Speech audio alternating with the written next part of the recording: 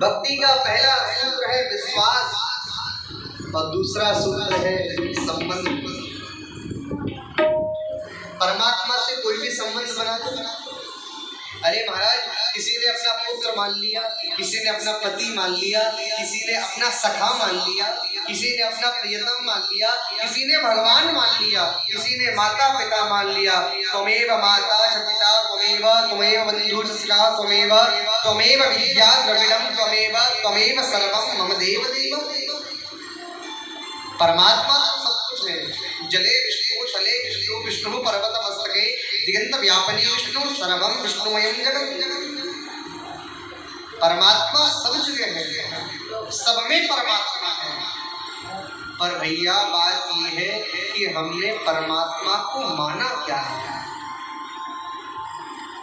संबंध जरूरी है भक्ति में। तो है मुहे नाते अनेक मानिए जो भावे, ज्यों त्यों तुलसी कृपालु चरण शरण पावे। अरे भैया, परमात्मा को चाहे तुम अपना बेटा मान लो तब भी कल्याण हो जाएगा, परमात्मा को पति मान लो तब भी कल्याण हो जाएगा। कोई संबंध बना लो। हमने ऐसा देखा है कि अधिकांश हमारी मैयाएं लड्डू गोपाल जी की सेवा करती है ना, तो वो मैया अपने लड्डू गोपाल को अपने पुत्र रूप में ही मानती है। ठाकुर जी का वो स्वरूप ही बाल स्वरूप है। तो भैया, परमात्मा से कोई भी संबंध बना लो। गोपियों ने तो अपना सर्वस्व मान लिया, सखाओं ने अपना सखा कन्हैया को बना लिया, ग्वालों ने। अरे हमारे भोलेनाथ ने तो अपना ईश्वर ही मान लिया है, और मीरा ने पति मान लिया, गोस्वामी जी ने अपना स्वामी मान लिया। अरे महाराज, जिसने जो माना परमात्मा को, परमात्मा उस रूप में आकर के खड़ा हो गया। और गोस्वामी जी बड़ी सुंदर बात कहते हैं कि जागी रही भावना जैसी प्रभु मूर्ति देवी। तुमने परमात्मा को जैसे माना, परमात्मा वैसे मिलेंगे। इनको डाउन कर दिया बार-बार कहना पड़ेगा। आप जैसे परमात्मा को याद करेंगे, जैसा परमात्मा को पाना चाहेंगे, परमात्मा वैसे आपको मिल जाएगा, इसमें संदेह नहीं है बिल्कुल। महाराज, परमात्मा ने ये दुनिया कैसे बनाई, क्यों बनाई, किसके द्वारा बनाते हैं, इसका वर्णन करते हुए कहते हैं कि ये विधाता कौन है। एक बात बताएं, ब्रह्मा जी की भी आयु निश्चित है। चारों युग जब 1000 बार बीत जाते हैं तब ब्रह्मा जी का एक दिन होता है। 4,32,000 वर्ष की आयु है कलयुग की। इससे दुगनी है द्वापर की, इससे दुगनी है त्रेता की, और इससे दुगनी है सतयुग की। कलयुग की आयु से 4 गुना ज्यादा आयु सतयुग की है। और जब ये चारों युग 1000 बार बीत जाते हैं, 1000 चतुर्युगी हो जाती है, तब ब्रह्मा जी का एक दिन होता है।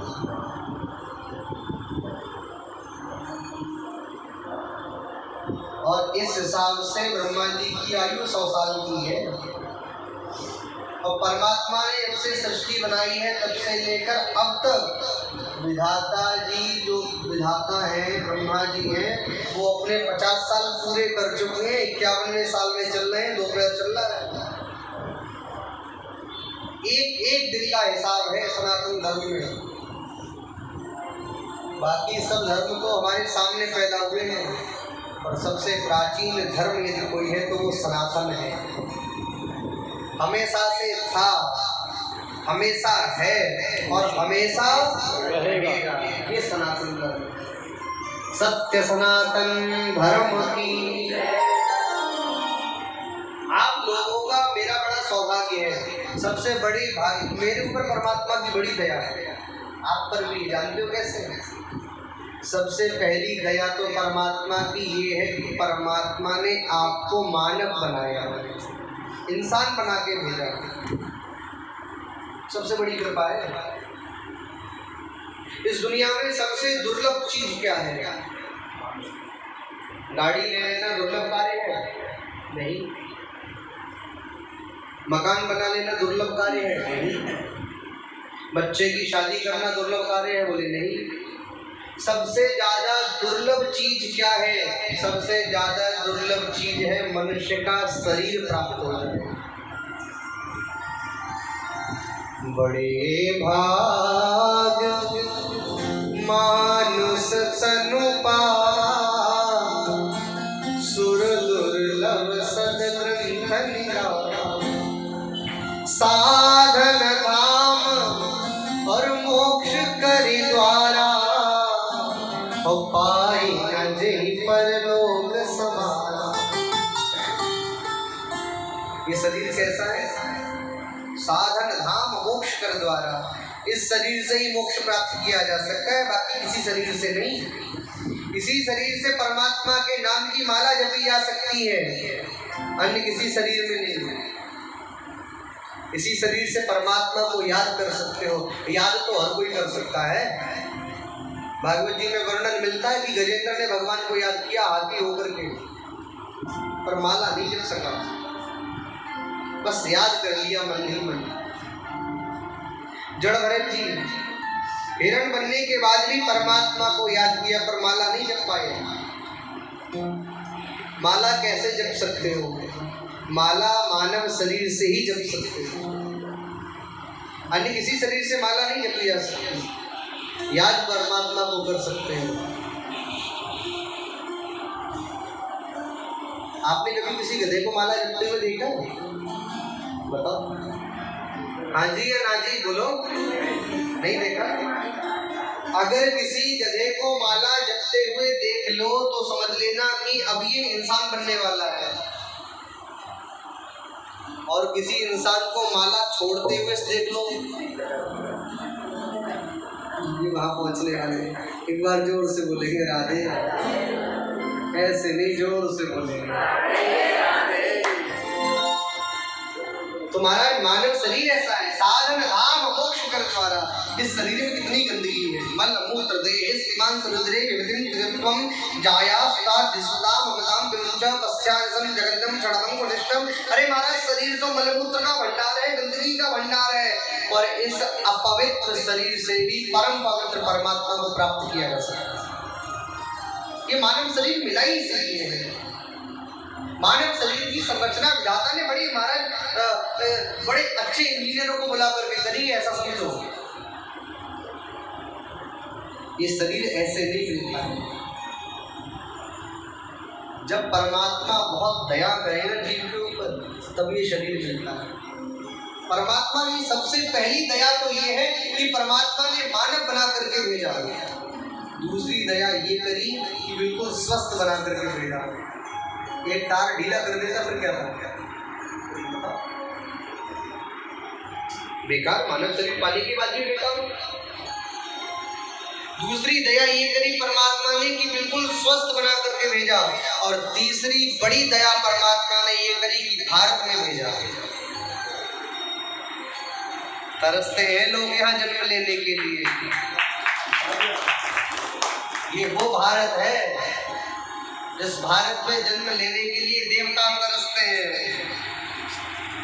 देवता भी सोचते हैं कि एक बार भारत में जाने को मिल जाए, जहाँ पर गंगा बहती है, जहाँ पर यमुना बहती है, जहाँ पर नर्मदा बहती है, अरे महाराज जहाँ पर कावेरी सरयू बहती है, ऐसा परम पवित्र भारत जहाँ की मिट्टी को परमपिता परमात्मा घुटुओं चल करके चाटता है, ये वो भारत की भूमि है। आपने कभी सुना परमात्मा अमेरिका में आए, चीन में आए हो, अफगानिस्तान पहुंचे हो, कभी सुना?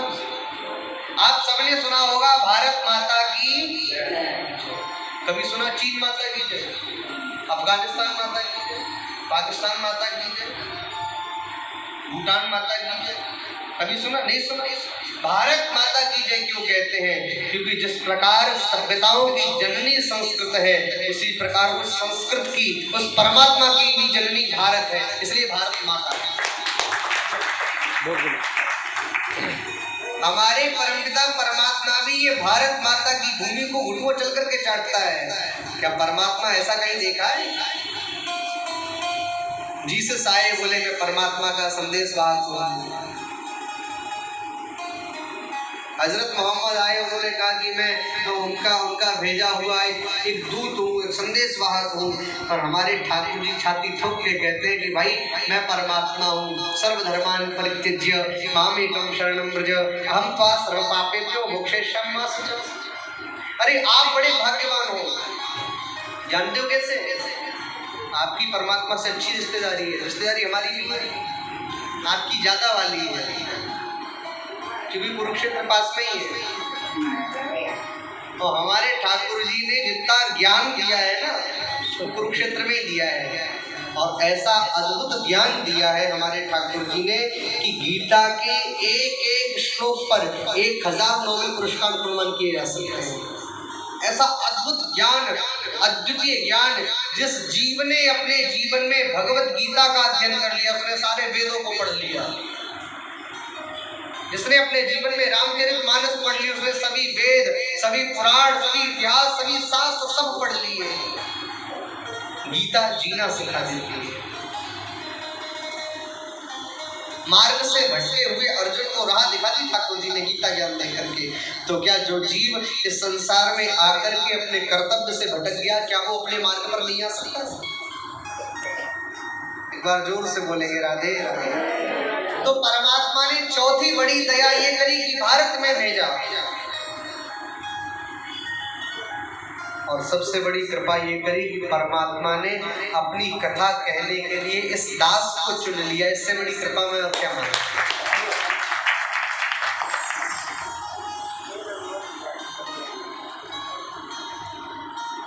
तो महाराज परमात्मा ने अनादि काल में सर्वप्रथम ब्रह्मा को उत्पन्न किया है।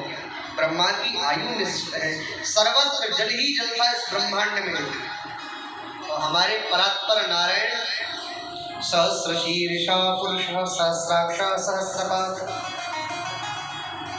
वो परमात्मा नाभ्यात् आशीत् अंतरिक्षं शीर्ष्णो देवो समवर्तत पदभ्यां भूमृतः श्रोत्रात्था लोकान् न कल्पयन्। महाराज ब्राह्मणोस्य मुखमासीत् दाऊ राजन्यः कृतः उभ्रूतरस्य तविष्यः व्याक्षुद्रो जायते। सर्वत्र जल ही जल था, अंधकार में पूरा ब्रह्मांड। परमात्मा ने सोचा कुछ खेल किया जाए, और हम सब क्या है जानते हो? परमात्मा के द्वारा बनाई गई कठपुतली है। तो परमात्मा तमाशा देखने के लिए हमको महाराज सजग कर दिया। ब्रह्म एक है, उस एक ब्रह्म ने सोचा कि मैं एक से अनेक हो जाऊं, एको ब्रह्म द्वितीयो नास्ति, एक ही ब्रह्म है संसार में, पूरे ब्रह्मांड में। उसने सोचा कि कुछ किया जाए। तो हमारे परमात्मा ने सृष्टि सृजन करने के लिए महाराज शेष शैया पर विराजमान परात्पर श्रीमन नारायण ने अपने नाभि कमल से एक कमल प्रकट किया, और उस कमल के ऊपर एक पुरुष प्रकट हो गया। जब पैदा हुआ है तो एक ही मुख है, चार दिशाओं में देखा तो चार मुख हो गए। यही ब्रह्मा जी है। एक ही मुख था ब्रह्मा जी का, चार दिशाओं में देखने के कारण चार मुख हो गए ब्रह्मा के। ब्रह्मा जी सोचने लगे कि भाई मुझे प्रकट किसने किया, अगर मैं पैदा हुआ हूँ तो इसकी कोई तो जड़ है, कोई तो मूल है, मैं पैदा कैसे हो गया, कौन हूँ मैं, कहाँ से आया हूँ। तो ब्रह्मा जी ने बहुत महाराज प्रयास किया, बड़ा प्रयत्न किया, पर नहीं खोज पाए। इससे संदेश मिलता है कि तुम परमात्मा को अपनी बुद्धि से नहीं समझ सकते, तुम परमात्मा को बहस करके नहीं समझ सकते, फिर परमात्मा को कैसे समझा जा सकता है। गोस्वामी जी तो कहते हैं, सो जा नहीं जिन देत जनाई, और जानत तुम ही हुई जाए। परमात्मा को वही जानता है जिसे परमात्मा जनवाना चाहे। परमात्मा की कथा में वही आता है जिसको ठाकुर जी देखना पसंद करते हैं, वही आ सकता है कथा में। तो परमात्मा ने ब्रह्मा को प्रकट किया, ब्रह्मा ने बहुत प्रयास किया, विधाता थक गए, हार करके बैठ गए। तो ब्रह्मा जी को दो शब्द सुनाई दिए, ता और पा, तप करो। और ब्रह्मा जी ने महाराज समाधि अवस्था लगा करके बहुत तप किया, बड़ा कठोर तप किया, और तप करने के पश्चात फिर हमारे श्रीमन नारायण परात्पर प्रभु का ब्रह्मा जी के लिए दर्शन हुआ। बोले श्रीमन नारायण भगवान की।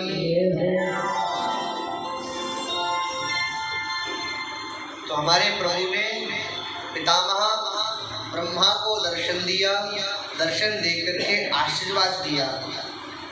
तो आशीर्वाद देकर के भगवान कहते हैं, विधाता आप इस संसार की सर्वोच्च पदवी जो है वो है विधाता।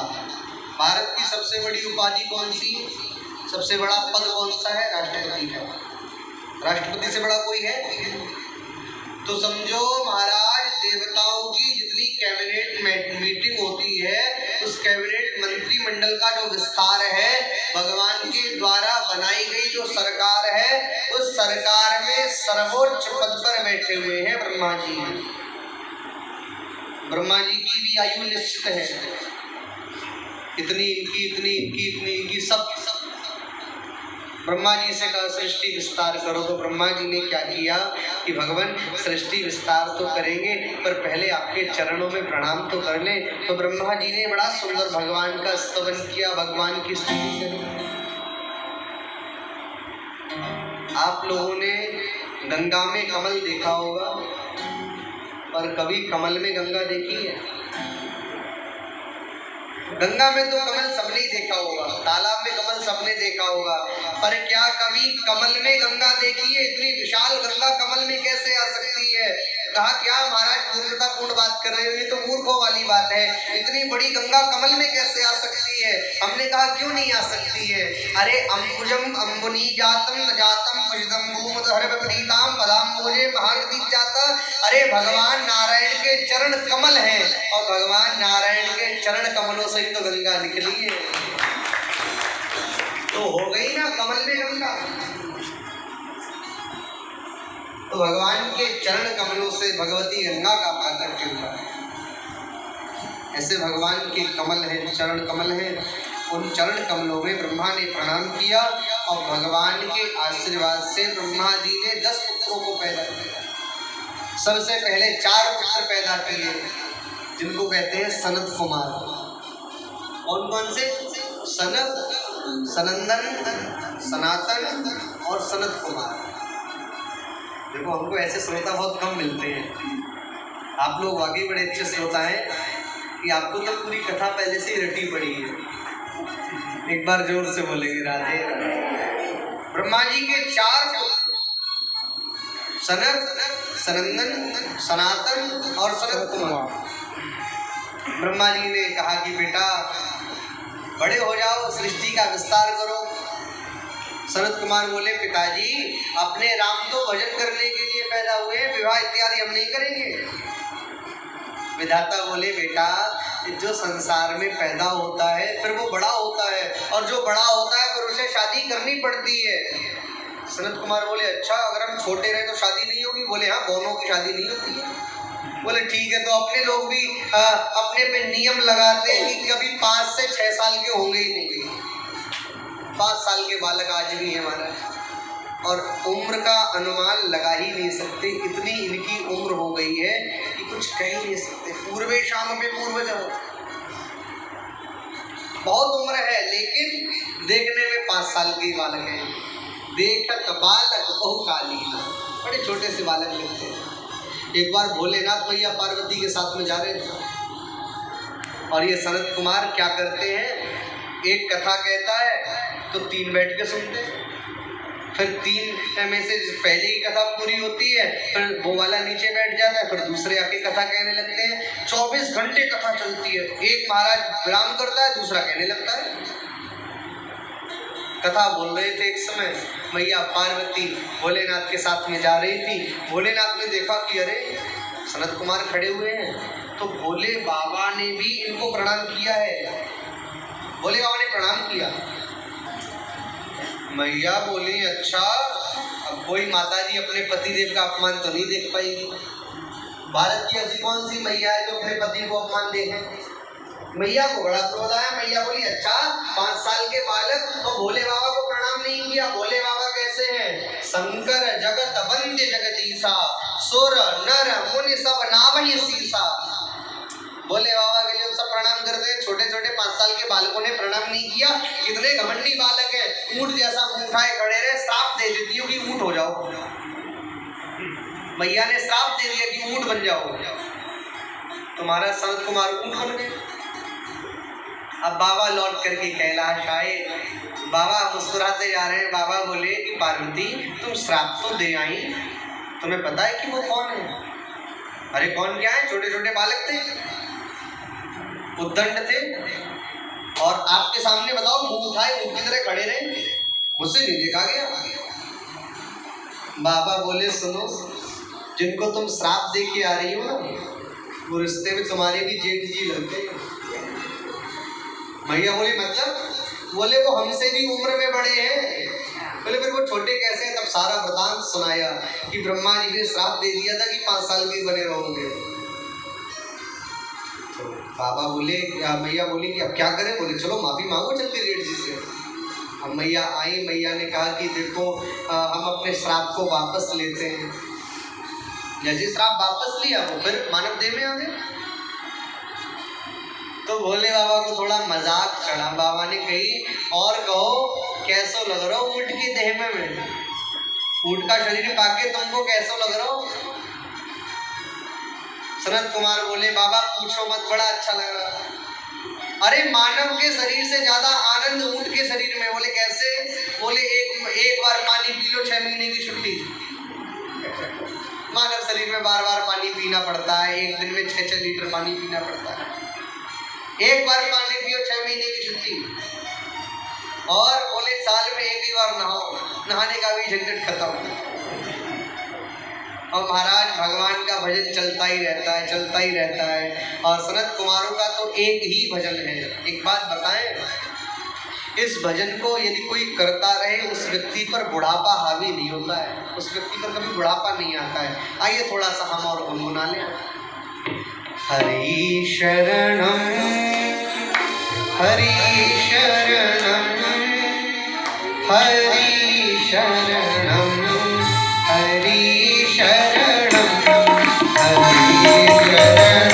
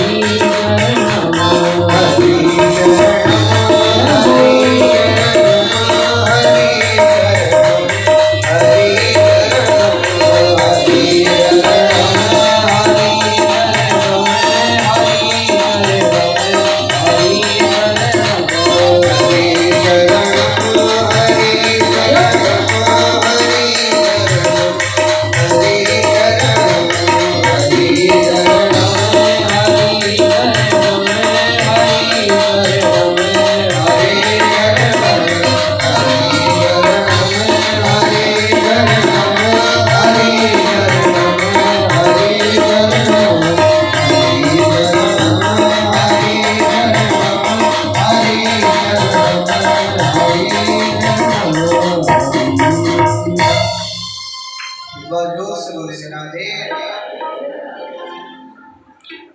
तो महाराज शरद कुमारों का यही मंत्र है, इसको काल जयी मंत्र बोलते हैं। इसको जपने पर काल व्याप्त नहीं होता है,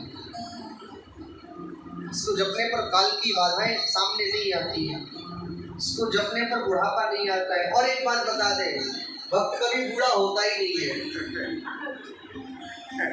दुनिया में पार्टी करने वाले, पिकनिक करने वाले लोग बूढ़े होते होंगे, पर परमात्मा का जो नाम लेता है वो कभी बूढ़ा नहीं होता। महाराज 90 साल की उम्र में भी ताता तैया करके नाचे। भगवान को भजन करने वालों कभी बूढ़ा नहीं हो गए। क्यों? क्योंकि भक्ति तो महाराज हमेशा जवान रहती है।